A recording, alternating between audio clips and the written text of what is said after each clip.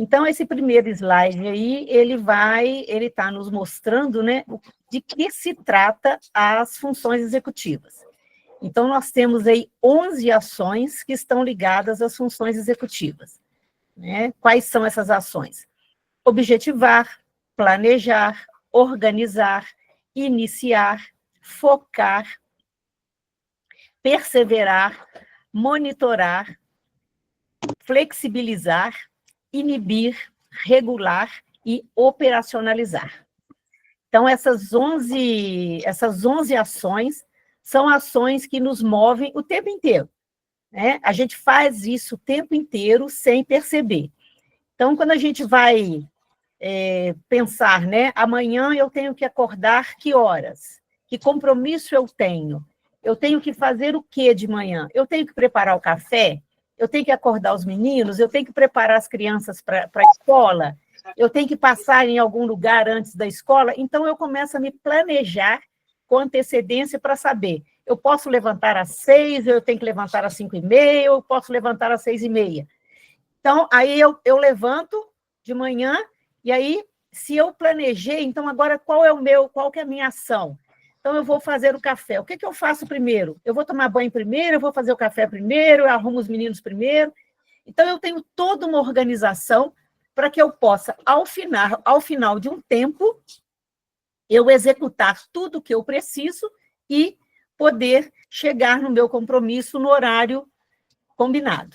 Se eu não faço isso, né, a minha vida vira um caos. Então, se eu acordo, na hora que eu acordar, eu levanto. Na hora que os meninos acordarem, eles vão para a escola. Na hora que eu terminar de tomar café, eu vou para a escola. Não é assim que as coisas funcionam. Então, as funções executivas, elas comandam a nossa vida o tempo inteiro, né? Aí eu vou sair de casa, eu tenho que ver assim, será que eu desliguei o ferro? Será que eu apaguei a luz? Eu tranquei a porta? Aí eu vou voltar para trancar a porta, porque eu acho que eu não tranquei. Então, são coisas que a gente faz e a gente, muitas vezes, a gente não presta atenção no que a gente está fazendo, porque, para nós adultos, isso já se tornou uma coisa mecânica, a gente já acostumou com isso, né? Para as crianças não é tão mecânico assim. Então, é preciso que a gente oriente, que a gente organize o espaço escolar das crianças e, para as mães, né, o espaço de casa, né, para que as crianças possam desenvolver as suas habilidades. Pode passar, Luciane. Então, essas habilidades, elas vão se aperfeiçoando com a idade, né? E elas vão permitindo que os adultos façam antecipação, julgamento, consciência e controle de si, tomada de decisão, resolução de problemas, adiamento de recompensas. Então, são habilidades que são fundamentais para o nosso funcionamento diário. Gente, só um minutinho, eu vou desligar o microfone, só um pouquinho.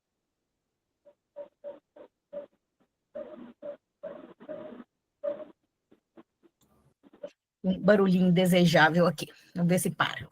Então, as funções executivas, elas se desenvolvem desde o nascimento, né, a partir do momento que a criança nasce e começa a interagir com os adultos, até o início da idade adulta. Então, no ensino médio, as crianças, né, os adolescentes, eles têm que estar com as funções executivas desenvolvidas para que eles possam trabalhar e desenvolver as suas funções de acordo com mais autonomia possível, com mais independência possível, né? Então, para que ele possa atingir as suas metas. Então, no ensino médio, o adolescente do ensino médio, ele consegue... Gente, só...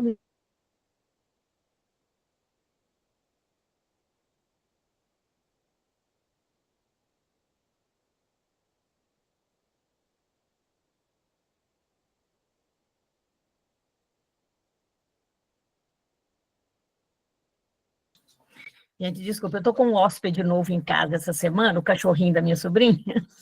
Então, tem hora... É só chegar de noite que ele apronta, aí ele começa a fazer barulho, né? Então, ele está aqui arrastando o tapete, fazendo uma confusão. Mas vamos lá. Então, por exemplo, quando o adolescente chega no ensino médio, ele já consegue, por exemplo, organizar ideias para fazer um texto, né? Consegue organizar ideias para poder resolver um problema matemático, um problema da física, com autonomia. E aí, isso não aconteceu do dia para a noite, né? Isso aconteceu ao longo, né, do seu desenvolvimento e com a ajuda de adultos. Quando a gente está falando de crianças e adolescentes típicos, isso é mais natural, mas, no nosso caso, né, as crianças atípicas, aí nós precisamos ter uma intervenção. Eu vou falar de cada uma dessas funções para ficar claro para vocês do que a gente está falando. Pode passar, Lu, por favor. Então, a primeira, né, das funções executivas é objetivar, estabelecer metas. Então, quanto mais claro e objetivo, né, o objetivo que eu estabeleço, mais fácil estabelecer as estratégias para alcançá-lo. E, por consequência, maior a chance dele ser atingido. Isso aqui, gente, vale para o professor do aluno atípico. Eu sempre digo que o professor ele tem que estabelecer objetivos com esse estudante para que ele possa atingir uma aprendizagem necessária. Eu só vou conseguir estabelecer objetivos se eu conhecer o meu aluno. Então, eu posso, por exemplo, o meu aluno ele ainda não está escrevendo o nome. Então, o meu objetivo é que ele escreva o nome. Bom, será que esse objetivo é um objetivo atingível? Será que eu posso fazer com que esse meu aluno atinja esse objetivo? Depende. O meu aluno está comendo papel. Bom, se ele está comendo papel, eu não posso querer que o objetivo seja escrever o nome, porque esse objetivo está muito longe das suas habilidades. Então, quando eu vou estabelecer um objetivo para o aluno, ele precisa também ter claro o que o professor quer dele. E muitas vezes os alunos eles se frustram, porque o objetivo do professor é inatingível. O objetivo do professor está muito longe das habilidades do estudante. E aí nós precisamos trabalhar também com uma questão fundamental na aprendizagem, que é a afetividade. Se o estudante está percebendo que ele está aprendendo, isso dá a ele uma gratificação na sua autoestima. Mas se ele percebe que ele está tentando e não está conseguindo, então isso aí é frustrante. Então é preciso que esteja claro, que o professor tenha claro o que ele quer do aluno, mas o aluno também tenha claro o que o professor espera dele, para ele poder ir em busca desse objetivo, né? Então, o objetivo precisa ser claro e precisa ser atingível. Então, eu vou ver dentro das habilidades do meu aluno o que ele pode conseguir. A segunda função é o planejar. O planejar é estabelecer as estratégias para atingir as metas. De que forma eu vou fazer para atingir a meta que eu estabeleci lá no objetivo? Então, se o meu objetivo é que o aluno aprenda a escrever o nome, então eu tenho que estratégias eu vou usar? Eu vou trabalhar com alfabeto móvel, eu vou trabalhar com jogos, eu vou trabalhar com parceria, que tipo de atividade eu vou criar para ele, né? Então, o planejar é a habilidade de elaborar e executar um plano de ação. Pensar antes. O que eu preciso fazer? Que material eu preciso ter em mãos para poder atingir esse objetivo?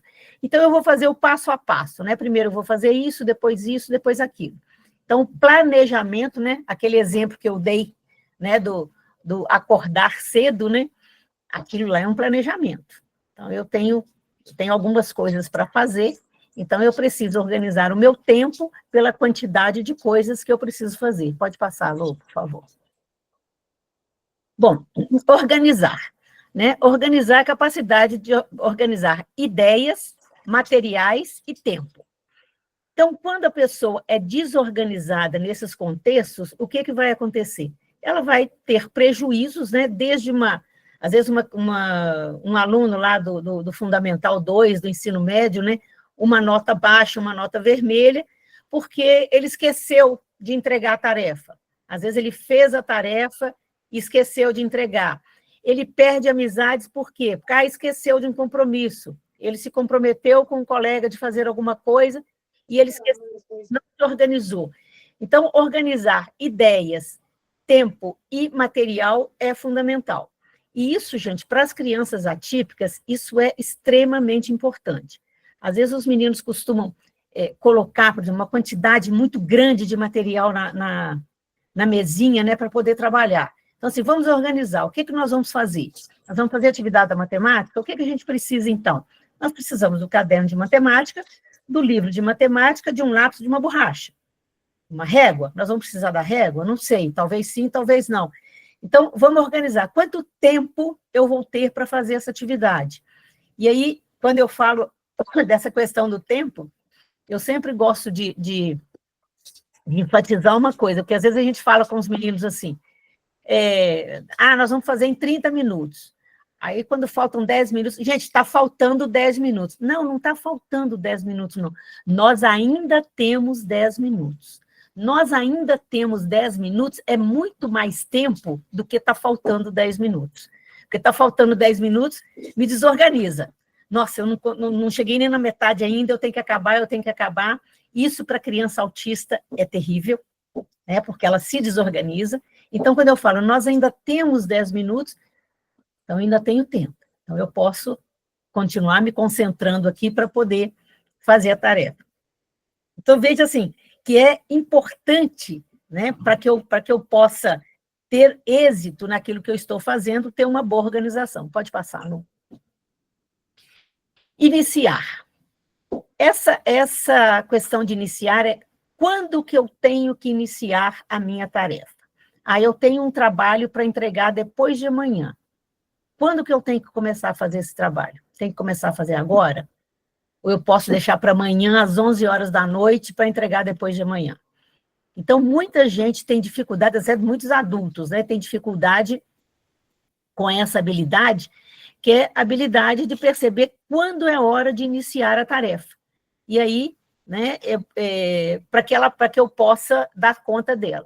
Então, as crianças que têm dificuldade nessa habilidade, elas vão demorar para iniciar as tarefas, né, ou tarefas escolares, ou até tarefas de casa, né, de começar a almoçar, escovar dente, trocar de roupa, né, deixando tudo para a última hora. Às vezes, esse deixar para a última hora, a gente tem que perceber também, eu sempre gosto de trazer a questão afetiva. Pode ser uma manipulação, né? Pode ser uma questão assim, a criança está comunicando alguma coisa. Eu tenho um exemplo ótimo disso, né, que eu tinha um filho de uma ex-aluna minha, que ele fazia hora para trocar de roupa de manhã. Então, porque ele não queria... Então, se ele fizesse hora para trocar de roupa, a van passava e ele, então, a van ia embora e ele não ia para a escola, né? E aí, um dia, a mãe já estava meio enfurecida com isso, pegou e colocou ele na van de pijama. Aí ele falou, mãe, mas eu estou de pijama. Ela pegou, jogou o uniforme e falou assim, troca a roupa, né, que você quiser. E falou com o motorista da van, vai embora, né? Então, quer dizer, esse iniciar a tarefa de trocar de roupa para ele era uma questão muito mais emocional do que de função cognitiva, né, do que de função executiva. Então, a gente tem que pensar, quer dizer, por que a pessoa está protelando uma atividade? Então, ela faz isso sempre, faz isso com qualquer atividade, as atividades que lhe agradam, ela faz legal, e as outras não. Então, a gente não pode, né, quando a gente está trabalhando principalmente com crianças, e com crianças atípicas, eu tenho sempre que ler o comportamento desse estudante, né, o que ele quer dizer com isso. É sempre que acontece? Não é sempre? Que situações? Quando que isso acontece? Para que eu possa ter certeza, né, que ele tem uma dificuldade nessa função executiva. Pode passar, Lu, por favor. Focar. Focar é prestar atenção. Você preservar uma atividade em detrimento das outras. Então, quando você foca a atividade, quando você foca a sua atenção, você consegue realizar a atividade mais plenamente.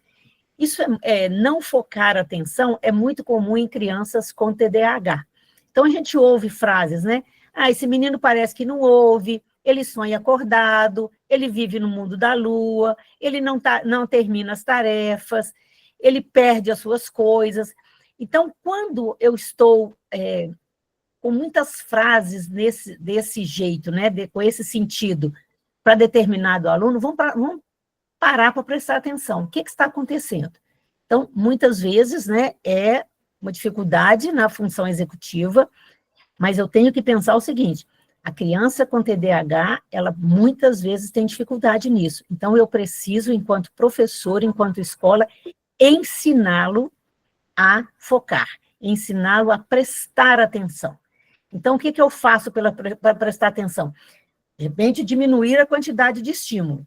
Quanto mais estímulos ele tiver perto dele, mais ele vai desfocar, né? Então, é importante que eu tenha, às vezes, nas atividades, são 5 atividades para poder fazer, dê uma de cada vez, porque aí ele não consegue, porque se ele pega tudo, ele começa a ler a primeira questão, passa para a segunda, não consegue fazer a primeira, e aí vai passando, e no final não consegue fazer nada. Então, quando você dá uma atividade de cada vez, e aí ele termina para começar a segunda, então isso dá a ele uma condição de melhor foco. Então, essa função executiva, ela é fundamental na aprendizagem, né, dentro da sala de aula. Pode passar, Lu, por favor. Perseverar. Perseverar também é uma outra função executiva que está muito ligada a questões emocionais, né? Porque é aquela pessoa que desiste facilmente das coisas. Isso é comum, né, principalmente em crianças autistas e crianças com deficiência intelectual também é muito comum. Vê que ela não consegue fazer, então rasga o caderno, né, joga a carteira, faz uma confusão dentro da sala de aula. Então, muitas vezes, quando a pessoa é perseverante, ela tem muito mais chances de ter um sucesso, né, naquilo que ela está fazendo. Então, é importante, né, que às vezes a pessoa insistir, não, vamos tentar mais um pouquinho, vamos fazer de outro jeito. Ou dar uma dica, né, tenta fazer desse jeito, mostrar para ela um caminho que talvez seja mais fácil, porque perseverar, né, eu pelo menos conheço muito adulto que desiste muito das coisas, né, começa a ver uma situação banal do dia a dia. Eu saio para fazer uma compra, eu entro numa loja, não tem, entro na segunda, não tem, não, eu desisto, não vou comprar mais. Não, peraí, nós saímos para comprar, ainda tem a terceira loja, ainda tem a quarta, vamos lá, vamos tentando, né? Então, isso é uma característica de personalidade, mas é uma questão emocional também, porque isso está ligado muitas vezes à baixa autoestima. Eu não dou conta mesmo, eu não consigo mesmo, eu não sei. Então, é importante a gente ensinar para a criança a perseverar, né? Vamos lá, vamos tentar, você dá conta, você consegue, né? Eu posso te ajudar, ou então o fulano de tal, né? O coleguinha pode ajudar, e aí é uma questão de se organizar, né? Então, vamos lá, vamos começar, vamos fazer, como é que você está, até onde você foi? Então, e agora? O que é para fazer, né? Então, quanto mais perseverança a criança tem, mais fácil ela vai se adaptar às questões escolares. Porque você imagina numa prova, ela começa a fazer a prova, desiste da metade, ela vai ter sempre uma dificuldade, né? Um conceito aí ruim em relação àquela aprendizagem. Pode passar, Lu, por favor. Monitorar. Esse monitoramento é um monitoramento a si próprio, né? É uma capacidade da pessoa avaliar o seu próprio desempenho. Então, é importante que muitas vezes, né, a gente acha que não está legal, que está fazendo uma coisa, que não está bom. Então, é importante, assim, eu saber, nossa, hoje eu consegui fazer, né? E eu falo muito para o professor o seguinte, gente, permitam os meninos falarem acabei. Às vezes o professor dá uma quantidade muito grande de atividades e o menino não consegue realizar tudo. Então, se você der uma atividade menor, ele consegue se monitorar. Então, isso aqui eu dou conta de fazer. Então, professora, acabei de fazer. Então, é essa capacidade que a pessoa tem de perceber como ele está indo na atividade, né? Então, muitas vezes a criança não percebe, não consegue seguir instruções, né, até que alguém aponte para ela. Aqui, de novo, né, vamos pensar numa questão emocional. Tem aquelas crianças que, assim, professor, é assim? Professor, é desse jeito? Professor, é assim que você quer? Então, a gente tem que pensar nisso também. Será que esse menino ele está perguntando tanto por uma insegurança ou ele está perguntando porque ele não está dando conta de monitorar as suas atividades? Então, vamos fazer essa leitura, né, com mais atenção, né, para que a gente possa realmente conhecer esse menino, né? E, normalmente, né, quando a gente fala de monitoramento, eu consigo perceber isso através de observação, e aí eu dou uma dica. Né? Muitas vezes o professor, até numa prova, né? Qual o problema de dar uma dica na hora de uma prova? O menino está fazendo uma prova, você passa, você vê que, olha, presta atenção nisso aqui, né? Olha isso aqui que você fez, lê de novo. Então, para que ele possa aprender a se monitorar. Pode passar, Lô, por favor. Flexibilizar. Flexibilização, gente, é uma dificuldade muito grande, principalmente em crianças autistas. Então, a flexibilização, ela está relacionada principalmente à capacidade de resolver e entender a si próprio e aos outros. É a capacidade de se colocar no lugar do outro. É a capacidade de pensar que pode ter mais uma forma de fazer as coisas. Né? Isso, às vezes, para criança autista é difícil. Então, tem que fazer daquele jeito e só pode ser daquele jeito. Então, quando eu começo a flexibilizar isso um pouco, vamos fazer agora de outro jeito. As crianças pequenininhas, quem trabalha aí na educação infantil, as crianças pequenininhas têm muito costume disso, né? Às vezes está brincando com uma coisa, agora vamos brincar de outro jeito? Agora vai valer isso. Agora a gente o brinquedo vai até em tal lugar. Então, essa flexibilidade, ela é fundamental. Então, é importante que o professor permita isso também. Às vezes, não, mas não é assim, nós vamos fazer assim, não é assim que faz. Deixa o menino experimentar, né, de uma outra forma, né? Ou então até perguntar de que jeito que poderia ser, né? Contar uma história, de que jeito que poderia ser outro final para essa história. O que poderia ter acontecido com a menina? O que poderia ter acontecido, né, com esse menino que foi jogar bola na casa do colega? Então, vamos, né, estimular isso nas crianças, não só das crianças atípicas, né, mas também nas crianças típicas. Pode passar, Lu, por favor. Inibir, né? Essa inibição aí, ela está ligada ao controle dos impulsos, que também é uma dificuldade muito grande, né, em muitas crianças autistas. Então, é a habilidade de controlar raiva, né, controlar impulso, controlar desejo, controlar uma reação. As crianças com TDAH também têm muito isso, né? Às vezes o professor faz uma pergunta, antes dele terminar a pergunta, ela já respondeu. Então, assim, espera, calma, né? Vamos esperar um pouquinho, deixa eu terminar. Ou então, muitas vezes, você falar para uma criança assim, agora espera um pouquinho, deixa o seu colega responder. Isso, às vezes, é um sofrimento para a criança, né? Então, isso é uma coisa que é importante a gente desenvolver. Um jogo interessante, né, para a gente trabalhar isso, são esses jogos em grupos, né, que eu tenho que esperar a minha vez.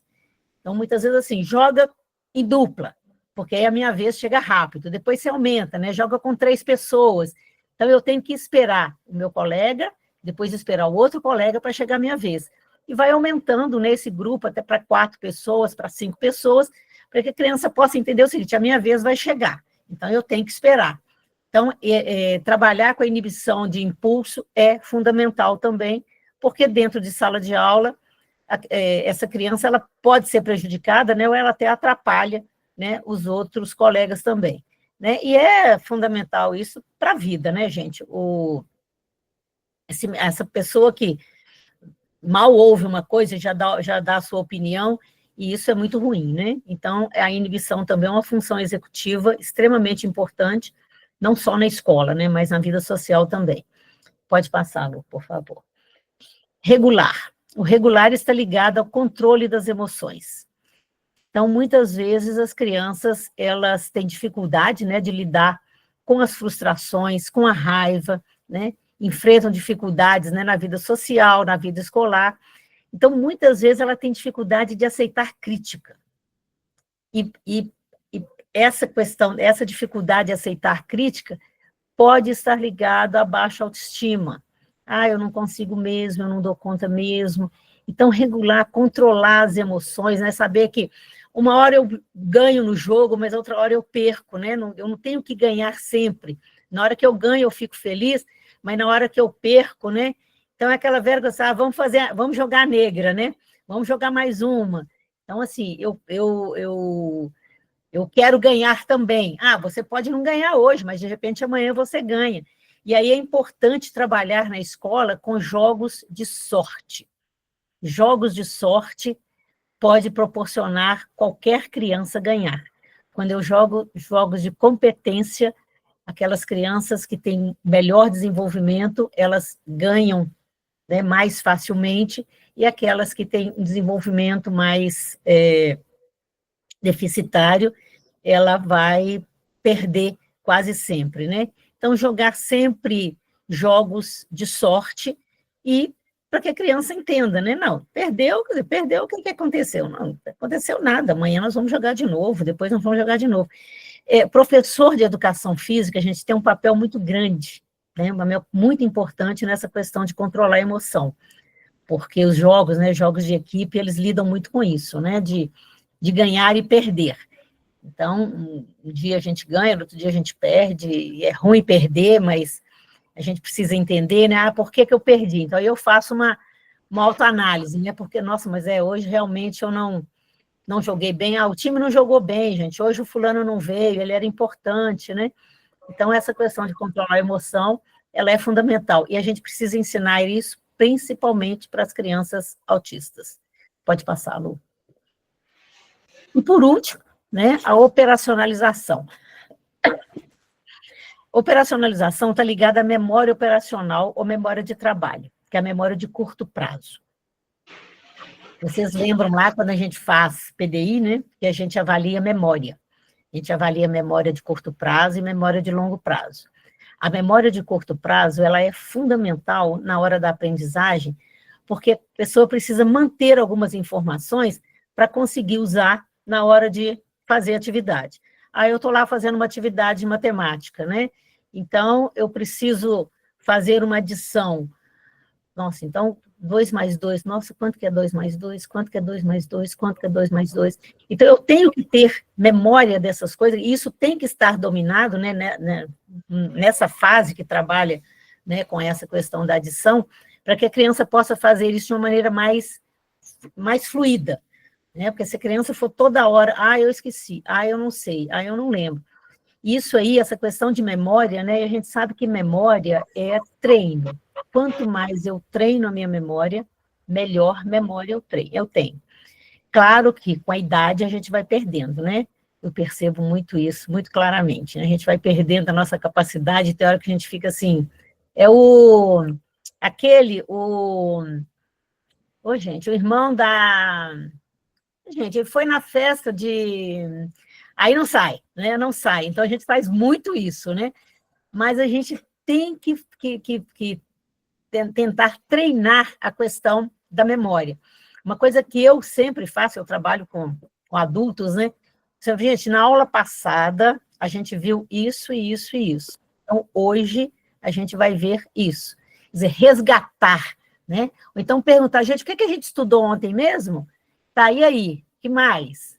Tá, o que a gente viu sobre isso? Então, vamos tentar estimular sempre essa memória para que a gente possa desenvolver, né, essas funções dos nossos alunos, né? Lu, pode passar, por favor.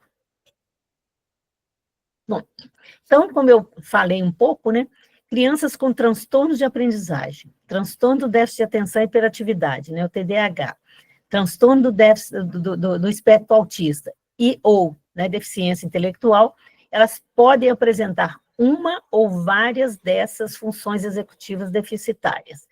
No caso do autismo, né, que muitos autistas têm deficiência intelectual, e no caso da deficiência intelectual pura, é muito comum, né, elas terem déficit em mais de uma função executiva. Então, a gente precisa estimular isso, precisa fazer com que ele adquira essa função o mais elementar possível, né? Não precisa ter essa função executiva plena de funcionamento, mas quanto mais a gente consegue desenvolver, melhor para a aprendizagem, né? Então, eles vão precisar de um apoio extra, né? Para desenvolver, né? Ou recuperar essas funções. Então, esse apoio extra é o apoio do professor regente, do colega, né? Então, trabalhar em dupla, trabalhar em trios, é importante para essas crianças, porque muitas vezes as crianças aprendem muito mais com o colega, né, do que com o professor. Então, é importante a gente desenvolver isso nos meninos. O que aconteceu aí, Lu? Sumiu a apresentação. Já também no finalzinho também.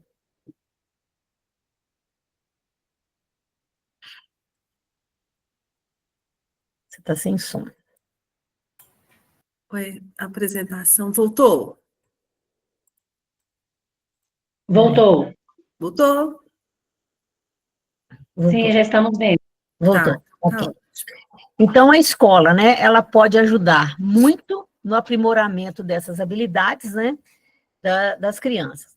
E cada criança, gente, se encontra numa trajetória própria de desenvolvimento. Isso a gente aprende muito quando a gente trabalha com PDI. A gente vê que cada criança tem habilidades e dificuldades diferentes, então o domínio, né, das funções executivas também vão ser diferentes. Então, cada criança vai ter um perfil e vai ter uma necessidade diferente, né? Então, o professor pode personalizar as estratégias que irão melhor atender as necessidades. Mas isso aí é o seguinte, eu posso ter como foco a dificuldade desse estudante, ou de 2, 3 estudantes atípicos, mas eu posso fazer as atividades para todo mundo. Isso não prejudica os meninos, né? Quanto mais eu possibilitar desenvolver as funções executivas, né, de todos os alunos, melhor. Mas eu vou personalizar essas estratégias, né? Não é fazer um conjunto de estratégias para todo mundo, né? É o que a gente sempre fala da questão de atividade adaptada. Então, eu sempre falo, não existe atividade adaptada, existe adaptar a atividade para determinado aluno. Então, a atividade adaptada, ela é para determinado aluno, não existe um caderno de atividade adaptada, né? Então, ensinar diretamente essas habilidades, né, oferecer sempre palavras de encorajamento e fazer observações claras e específicas, né, são elementos essenciais. Uma coisa que eu sempre fazia na escola, né, quando eu trabalhava com os meninos, né, eu trabalhava principalmente, basicamente, com deficiência intelectual e autismo, eu falava, lembra quando você não conseguia fazer? Você lembra que você não dava conta, que você achava difícil? Pois é, tá vendo? Agora você já está dando conta. E isso, né, fazer isso, nossa, é mesmo, né? Então, quanto mais eu estimulo esse desenvolvimento, né, melhor para o meu estudante. Pode passar, Lu, por favor. Então, aí eu vou dar algumas, né, trazer algumas ideias, né, não são receitas, são ideias, para trabalhar algumas funções executivas. Pode passar, Lu. Bom, então eu vou ter, dentro das 11 funções executivas, né, que eu acabei de falar, 5 estão ligadas especificamente à aprendizagem. Essas 5 eu tenho que estar com elas bem na minha, né, no meu dia a dia, né, de planejamento, para eu conseguir desenvolver nos alunos, né, que são organizar, priorizar, flexibilizar, memorizar e monitorar. Então, essas 5 funções executivas, elas são importantes para o professor no dia a dia do trabalho. Então, eu vou trabalhar desde a educação infantil até o ensino médio. Então, a escola fala assim, agora eu já estou no Fundamental 2, não precisa mais. Não, é importante o professor ter essas 5 funções executivas muito claras, né, na hora de fazer o planejamento, principalmente se ele tiver estudantes atípicos na sala de aula, né? Pode passar, Lu. Então, a primeira delas, né, organizar. O que é organizar, né? Ordenar os pertences, os materiais, as tarefas e informações em um todo estruturado, de forma que as partes sejam coordenadas eficientemente. Gente, auxiliar o estudante a organizar o seu material já é um trabalho de organização, é um trabalho de desenvolvimento dessa função executiva. Então, assim, como organizar os pertences, né? Então, eu vou colocar, né, como o exemplo que eu dei antes, é aula de matemática, então tem que ter o caderno de matemática, tem que ter o livro de matemática e um lápis e uma borracha. Tá. Precisa do caderno de português? Não, não precisa dele agora não, então vamos tirar ele da mesinha.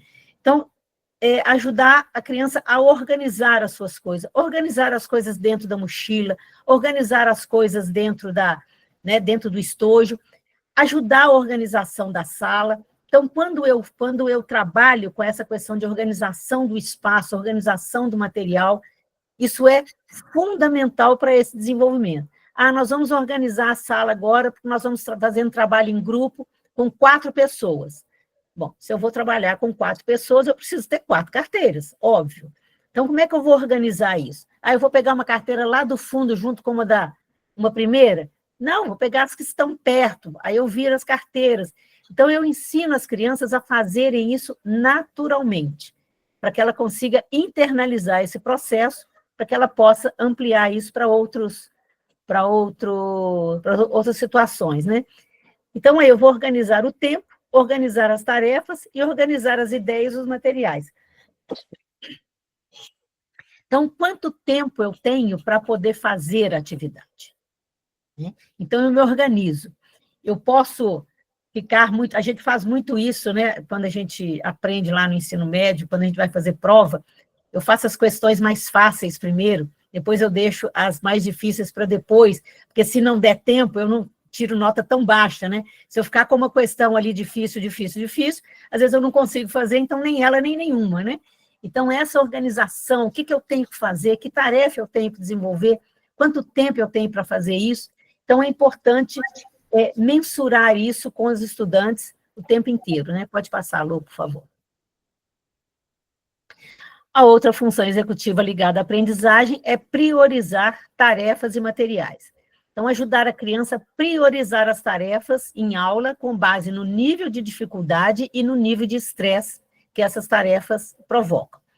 Então, aquelas tarefas mais estressantes, deixa por último, né? Faz aquelas primeiras que ela dá conta, aquelas que estão com nível de dificuldade menor. Na prova também, né? Normalmente, aquilo que você estabeleceu de objetivo para o menino, você vai dar a mesma prova igual para todo mundo. E aí, na primeira, segunda e terceira questão, são os objetivos que você estabeleceu para o seu aluno atípico. Então, você vai falar com ele, olha, eu quero que você faça as 3 primeiras questões. Já tive situação do cara, mas eu quero fazer todas. Tá, você pode fazer todas, mas faz as 3 primeiras. Então, ele vai fazer as primeiras, que são atividades que estavam sendo desenvolvidas. Porque se ele começar a fazer, né, as 10 questões da prova, ele pode se frustrar. Então, faça as 3 primeiras. Conseguiu fazer as 3 primeiras? Beleza. Então, isso, né, é fundamental para a criança saber o que ela deve fazer primeiro, por onde ela deve começar, né? Manter tudo simples, relevante e real. Gente, muitas vezes, instrução, professor, às vezes, tem dificuldade de fazer uma instrução numa tarefa, né? Faz uma instrução que o aluno não entende o que está pedindo. Então, vamos ver se essa instrução está clara, se ela está simples, né? Se isso que eu estou pedindo é relevante, isso é importante para o aluno aprender, né? Então, essas coisas, sabe, isso é uma discussão que eu tenho muito com o professor, né? Às vezes o professor fica se apegando a detalhes. Então, vamos ver o que é relevante para esse aluno fazer nessa atividade, né? E real, coisas que têm a ver com o entendimento dele, né? O que a gente chama na educação especial de currículo funcional, aquilo que faz sentido, aquilo que tem concretude, né? E aí, sempre, né, recompensando, sempre elogiando, né? O elogio é muito importante. Pode passar, Lu, por favor. Flexibilizar. A flexibilização, gente, eu coloquei 2 exemplos aí, Flexibilização, como eu disse, né, é fundamental para os alunos autistas. É difícil, mas é importante. Então, propor desafios e problemas que têm mais de uma solução, né? Então, para que eles pensarem, né, de maneira criativa e flexível. Isso pode incluir jogos ou pode incluir histórias, né? Criar outras possibilidades. Eu tenho uma atividade que eu faço muito com o professor, que eu faço uma galeria de artes, né? Que eles criam uma galeria de artes e depois eu ponho as obras de artes para vender. Aí cada um vai pôr o preço de acordo com uma regra que eu estabeleço. Então, uma obra de arte custa R$50, a outra custa 70, a outra custa 100. Aí eu falo, bom, eu tenho R$50, mas eu quero comprar a obra que vale 100. O que eu faço? Como é que eu faço para poder resolver esse problema?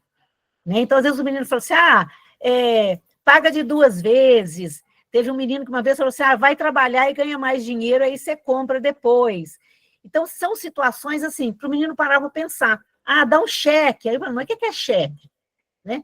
Compra no cartão. Como é que é comprar no cartão? Então, quando eu começo a fazer essas perguntas, né, eu começo a flexibilizar, fazer com que eles pensem, né, possibilidades, porque às vezes a criança tem isso, né? Vocês que têm filho devem vivenciar isso o tempo inteiro, né? Quando fala assim, mãe, compra isso, ela não tem dinheiro, paga com cartão, né? Como se cartão não fosse dinheiro, né? Então, resolução de problemas é fundamental, mas não problema assim, Maria foi comprar fruta, comprou 2 bananas e 3 laranjas, quantas frutas ela comprou? Isso não é problema, né? Problema sempre é um desafio, é uma situação que pode ter várias respostas, e aí, quando eu trabalho isso, né, eu falo com que o menino saia de um foco, com que ele possa pensar outras possibilidades, né? Debates, discussões em grupos também, né? Organizar debates sobre temas variados, sobre coisas pessoais, do dia a dia, sobre filmes, sobre brinquedos, sobre qualquer coisa, né? Para você, eu gosto mais de gato do que cachorro. Por que você gosta mais de gato do que o cachorro? O que o gato é melhor do que o cachorro? Não, mas o cachorro é melhor porque faz isso. Mas o gato faz isso. Então, debater sobre assuntos do interesse, assuntos do dia a dia. A única coisa que a gente tem que prestar atenção é se essas discussões não estão afetando principalmente meu aluno autista, né? Porque ele pode se desorganizar com essa atividade. Então, prestar atenção, assim, até que ponto eu posso levar uma atividade dessa e o mais simples possível para depois fazer de uma forma mais elaborada. Pode passar, Lu, por favor. E operacionalizar, né, que é memorizar. Aqui eu trouxe 3 exemplos, né? Sequenciamento de histórias, pedi o aluno para recontar uma história exatamente do jeito que ela acontece. Então, ele começa a contar uma história. Não, mas antes aconteceu uma outra coisa, lembra?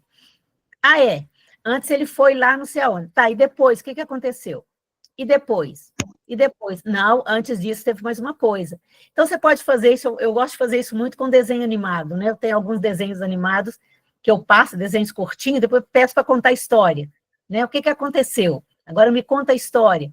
Além de trabalhar com a questão da oralidade, né? Trabalha muito com a memória, isso é muito legal. Instruções passo a passo, né? Pedir para o aluno fazer, você pede para o aluno fazer 2 coisas. Você vai fazer isso e isso. Aí ele faz, depois você pode aumentar, você vai fazer isso, isso e isso. Às vezes, atividades dentro da sala de aula. Agora vocês vão ficar em pé e bater uma palma. Agora vocês vão ficar em pé, bater uma palma e olhar para trás. Agora vocês vão ficar em pé, bater uma palma, olhar para trás e levantar o braço direito. Então, você dá uma série de ordens, né? Isso na educação física também é bastante legal. Então, para que a criança possa, a partir de uma brincadeira, né, a partir de uma atividade lúdica, poder seguir instruções, né, dentro de um conteúdo para ser trabalhado. E atividades de agrupamento, né? São as famosas classificações que a gente faz lá da matemática, né? Claro que tudo aí levando em consideração a maturidade da turma, né? Pode passar, Lu, por favor. E aí, por último, monitorar, né? Que é o conseguir pensar sobre si mesmo. Esses 3 exemplos aí eu acho muito interessante, né? Um é o caçar os erros, né? dá uma atividade com alguma coisa fora de contexto, né? Você dá uma sequência numérica de 1 até 10, mas ali no meio tem um 25. Ver se a criança percebe, né? Então, fazer algumas coisas enganosas, né? Eu gostava muito de brincar disso, né? Quando meus sobrinhos eram pequenos, né? A gente brincava, que eu falava, vamos brincar de engano. Aí eu falava uma coisa, né, que não era verdade, para ver se ele conseguia perceber, né, o que não era, se aquilo que eu estava falando, por que não era verdade, né?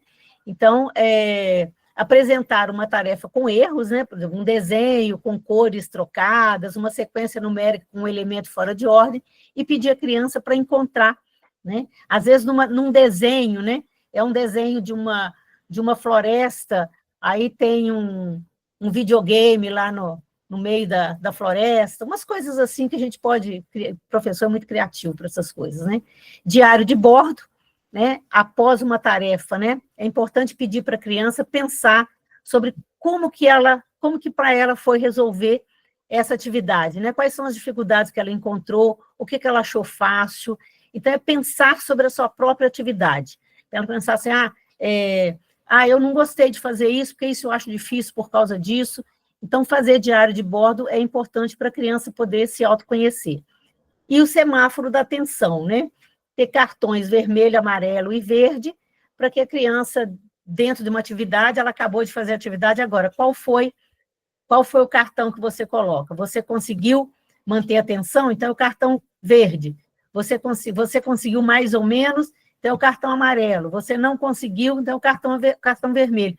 Por que você não conseguiu? O que aconteceu? Né? Então, é fazer com que a criança pense, né, nas suas próprias ações.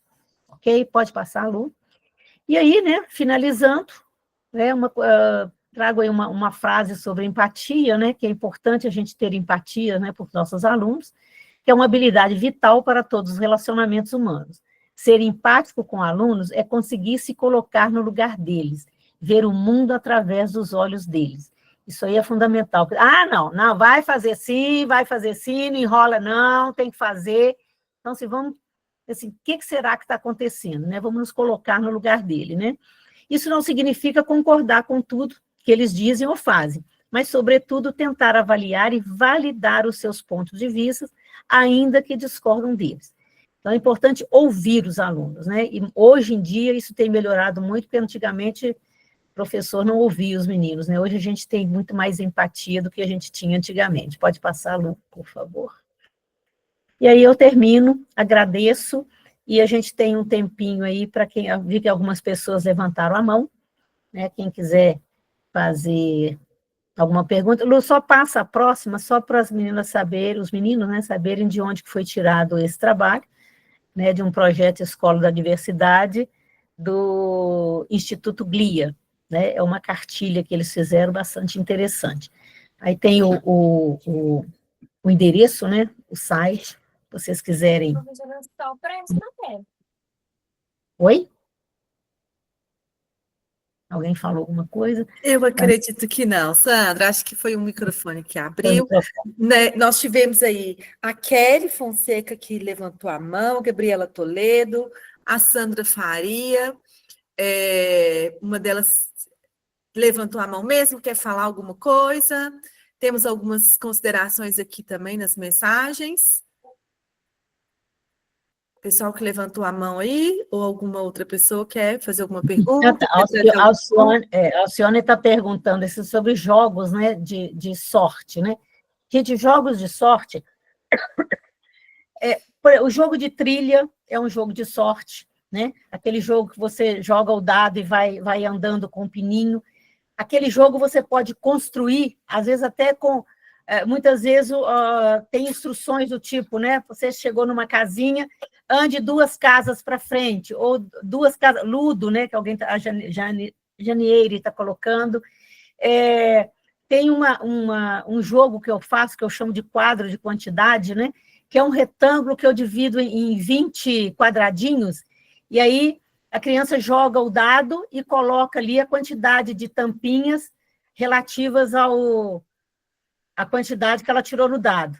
Então, assim, eu posso ser uma criança com muita dificuldade e tirei muito 6, muito 5. Aí eu vou preencher o meu quadro rapidamente. Às vezes aquele menino que é o melhor da turma, né? Aquele menino espertão, tirou 1, tirou 2. Então, ele vai demorar para preencher o quadro dele, né? Então, os jogos com dados, né? Jogo das 7 cobras, esse jogo é excelente, né? Esse jogo eu jogo em formação de professores, as professoras adoram. Então, assim, todo jogo de dados, né, que normalmente a gente joga com dados, são jogos de sorte. Tá? Não é aquele jogo de competência, né, de saber fazer, de saber resposta, né? Bingo é legal também. E aí, bingo, assim, uma variedade imensa, né? Você pode fazer bingo de número, bingo de imagem, bingo de sílaba, bingo de letra, pode variar até. E você pode ir dificultando, colocando dificuldades, por exemplo, trabalhando cor. Então, coloco várias bolinhas coloridas, né, e dentro, assim, e vou dar uma, por exemplo, amarela. Vamos ver quem vai tirar amarelo. Então, todos aqueles que tiraram amarelo ganharam dessa vez. Então, quais foram? Né? E quais são as cores que cada um tirou? E aí você vai pensando no nível que os meninos estão, né? A gente consegue ir pensando no jogo de sorte conforme o que os meninos estão, o nível que eles estão de desenvolvimento. É igual quando a gente joga bingo, que a pessoa que canta o bingo fala assim, 2 patinhos na lagoa, né? O que é 2 patinhos na lagoa? A gente tem que saber o que é 2 patinhos na lagoa. Esse exemplo que a Lu deu, eu falo assim, é a cor do sol, a cor da folha da árvore. Então, eu posso trazer uma outra referência, né, para a criança pensar. Né? Ao invés de eu falar o amarelo, o verde, eu posso variar. Uma hora eu falo a cor, outra hora eu falo uma outra referência, né? Então, assim, é a cor da blusa do fulano. Então, aí todo mundo vai olhar para o fulano para saber que cor que é a blusa dele. Então, assim, é variar e fazer com que os meninos participem de uma maneira mais interativa, né? Porque, às vezes, o jogo fica ali na carteira, a professora vai fazendo, vai marcando e tal. Então, eu gosto muito de inventar, né, essas coisas, né? Nós tínhamos um aluno lá na escola que ele era alucinado com futebol. Então, ele sabia a cor das camisas do futebol, dos times brasileiros, né, os mais famosos, né? Os do Rio, São Paulo e tal. E aí, dependendo da cor da minha roupa, ele falava que eu tinha mudado de time. Então, teve um dia que eu fui de roupa vermelha, agora você é internacional, né? Agora você é internacional. Eu falo, por que eu sou internacional? Você está com a cor do internacional. Então, isso também é muito legal. Então, eu sempre brincava com ele, né, com essas questões, né? E como ele era cruzeirense, o dia que eu ia de azul, eu falava com ele, hoje como é que está minha roupa? Minha roupa está bonita ou feia, né? Hoje está legal.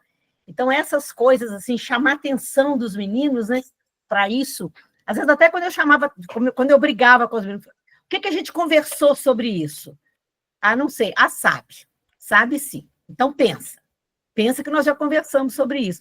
Então, eu vou desenvolvendo, né, a capacidade de pensar e a capacidade de se organizar. Quer dizer, deixa eu ver o que a Sandra está falando, né? Então, a gente precisa puxar um pouco mais essas habilidades, né, dos meninos. Márcia, levantou a mão. Gabriela, Márcia. Eu acho que me abriu o meu telefone. Eu queria lembrar que, assim, sempre que a gente está nas formações, eu me pego pensando nisso. Como que a gente precisa buscar a educação infantil, né? Assim, mesmo no ensino fundamental, como aspectos que a gente trabalha com tanta facilidade na educação infantil, como que isso precisa chegar também nos anos iniciais, né? E até nos anos finais. Aspectos como jogo, como bingo, como sorte, são aspectos muito trabalhados em sala de educação infantil, porque é como se fosse livre para eles. Mas esses são aspectos que têm que retomar, porque a gente tem que lembrar que as crianças, elas estão em construção, no sentido até da plasticidade cerebral. Então, isso tudo é fundamental que seja retomado, né? Acho que tem alguns aspectos que são importantes, até a Alcione levantou, né, que o jogo de competição pode ser um detonador de crise, pode, mas ele tem que ser um exercício, isso é um exercício, é uma construção, né? às vezes, num jogo ele participa, o outro jogo ele não consegue participar, mas que tenha o jogo de uma maneira, porque é preciso que ele também se estabilize, se flexibilize a perder, né? Porque a gente tem que pensar que é uma construção de uma organização cerebral neurológica que ele está tendo, é o estímulo que ele tem para construir todo esse órgão tão elaborado que é o cérebro, né? E uma coisa gradativa, né, Márcia? É claro que nós não vamos pegar uma criança, né, um aluno autista que tem uma dificuldade muito grande de flexibilização e colocá-lo num jogo de competição, porque aí ele perde, né? Nós já tivemos aluno assim, ele perde, no dia que o time dele perdia ou ele perdia um gol, nossa, ele brigava com todo mundo, jogava mochila, né, e fazia um escândalo assim, quase que precisava ir embora. Então, a gente foi trabalhando, né? Eu fui trabalhando com ele, com relação a essas coisas, né? De brigar, né? De novo, né, gente? Eu vou falar de time, né? Quem não for cruzeirense aí, me desculpe. E ele era cruzeirense, aí eu falava com ele assim: você tá parecendo atleticano, rapaz. Atleticano é que gosta de brigar. Aí ele ficava assim: Sandra, atleticano que briga? Atleticano que briga. Cruzeirense não briga, não. Cruzeirense conversa, cruzeirense presta atenção. Aí ele ficava, né, naquele, aí era bonitinho, porque ele parava para pensar, né, como se fosse assim, será que isso é verdade, né? Mas aí só de falar que ele estava parecendo atleticano, aí falou, não, peraí, deixa eu mudar meu comportamento, né?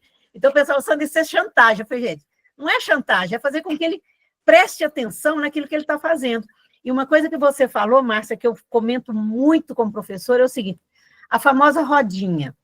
Na educação infantil faz rodinha, chegou no primeiro ano, acabou rodinha. Falei, gente, por que acabou rodinha, gente? Às vezes a rodinha é importante até para, né, os alunos se olharem frente a frente, né? O aluno que tem dificuldade de interação, dele estar ali no mesmo nível que todo mundo, que ficar sentado um atrás do outro, né? E aí eu falo, gente, vamos fazer rodinha. Quando eu fiz estágio de magistério, eu fui numa sala que tinha assim, o dia da rodinha de deitar.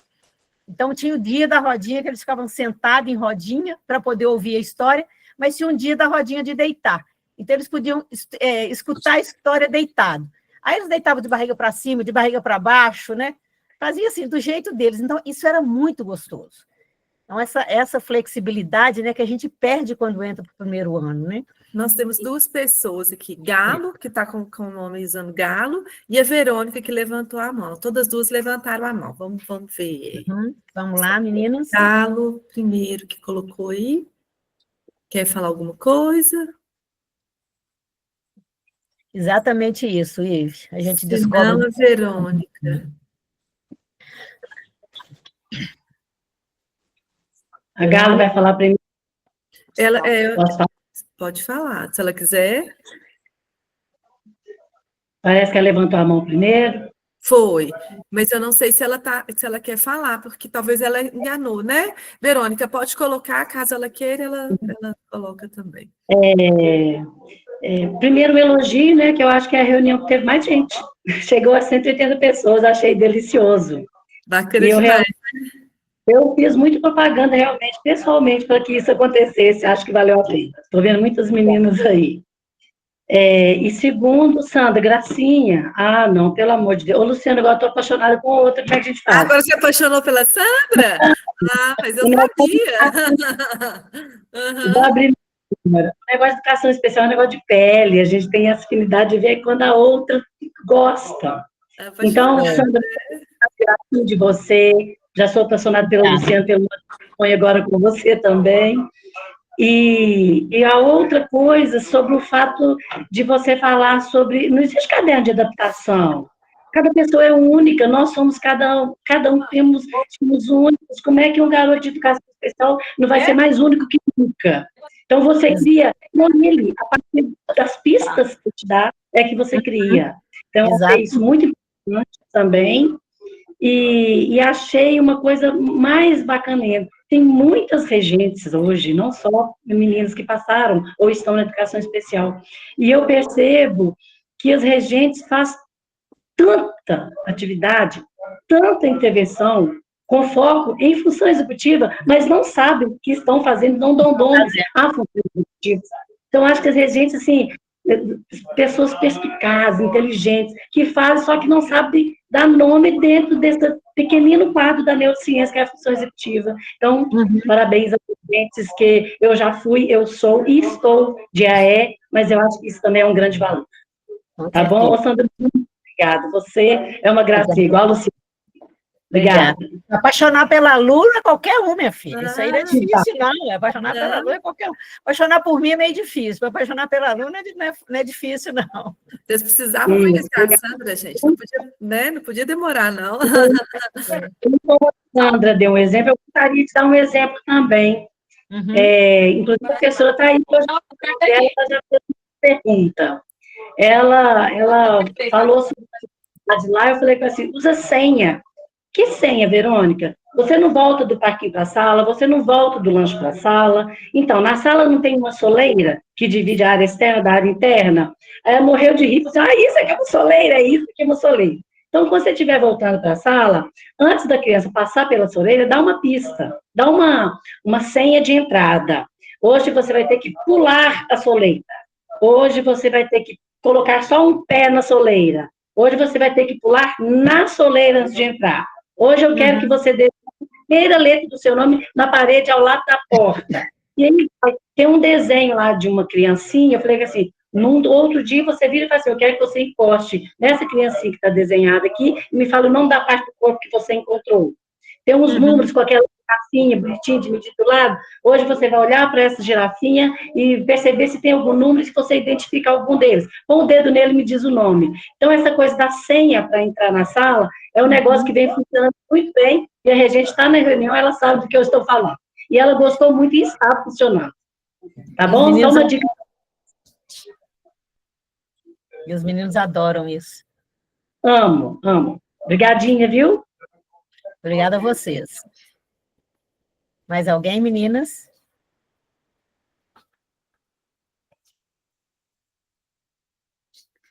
Não? Podemos encerrar, então? Acredito que sim. Estamos encerrando já com mais de 150 pessoas aqui com a gente, Sandra. Olha que sucesso! Fantástico. Palmas para o grupo, né? Não falei? Logo que eu disse que o grupo é fantástico, o grupo que participa, né? Que tem esse né, desejo de avançar e de trazer uma educação cada vez mais de qualidade para os estudantes da rede. Então, é muito bom. É um grupo que eu gosto muito de estar com eles, fazendo essa formação. E a gente perceber também, hoje nós iniciamos essa discussão, né? A gente tem... Semana que vem, vocês colocaram aí, tipo, módulo 1 e módulo 2. Então, precisava de trazer esse entendimento inicial.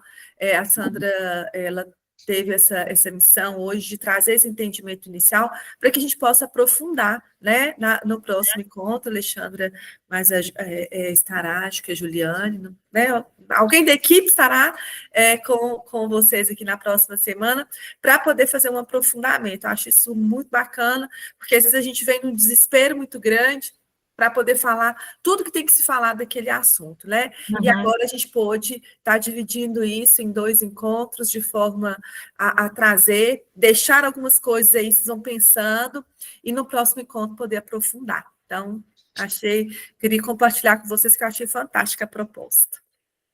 Foi muito boa mesmo. Muito boa. Várias pessoas fizeram comentários, né, no chat, né, sobre coisas que fazem, muito legal, né, quando eu falei o negócio da rodinha, né, muito legal, muito legal. E essas coisas da educação infantil são realmente, na educação infantil se desenvolve muito, né, as funções executivas. Então é isso, meninos, muito obrigada, né, pela oportunidade, prazer, né, estar aqui com vocês hoje, espero poder voltar numa próxima oportunidade, né, e a equipe está aí, né, à disposição de vocês para esclarecimentos maiores, né? Obrigada pela turma. Nós também estamos à disposição, né? Margarete também, aí pode falar, Margarete, deixa eu ver. Eu quero agradecer vocês da equipe inclusive, foi ótimo, foi show a fala sua, Sandra, fiquei apaixonada.